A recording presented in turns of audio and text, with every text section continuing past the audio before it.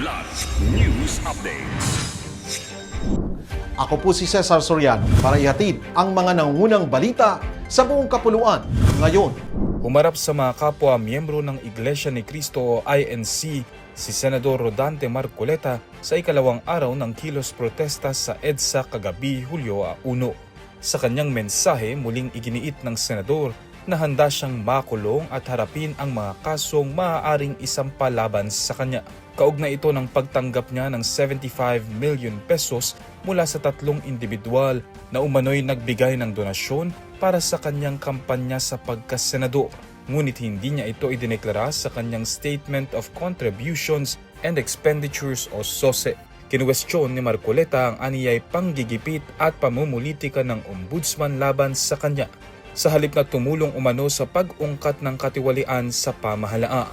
Sa kabila ng kilos protesta, nanindigan si Ombudsman Jesus Crispin Remulla na magpapatuloy ang paghahain ng kasong plunder laban sa senador. Aniya, walang mababago sa proseso ng kanilang tanggapan at hindi maaapektuhan ng mga rally ang kanilang mandato na magsampa ng kaso batay sa ebidensya. Kinasuhan ng National Police Commission o NAPOLCOM ng grave misconduct at conduct unbecoming of a police officer si Police Corporal Michael Joe Auren Nogales ng Taguig City Police Station Substation 4 dahil sa umano'y sexual harassment sa isang 8 anyos na batang babae sa Taguig City.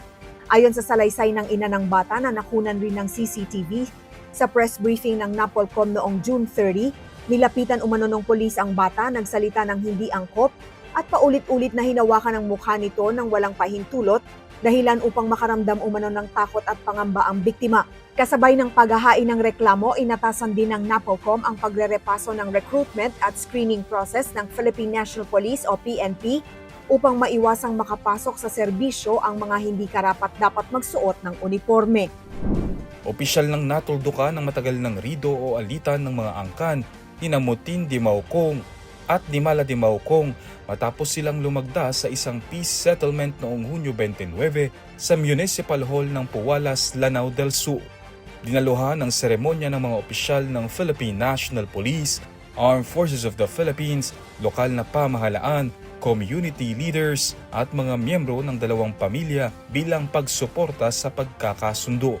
Ayon sa mga otoridad, voluntaryong pumasok sa kasunduan ang magkabilang panig at nangakong pananatiliin ang mapayapang ugnayan upang tuluyang wakasan ang matagal ng hidwaa. Ipinunto ng mga opisyal na mahalaga ang pagresolba sa mga kaso ng rido upang mapanatili ang kapayapaan, kaayusan at kaunlaran sa Lanao del Sur at mga karatig na komunidad.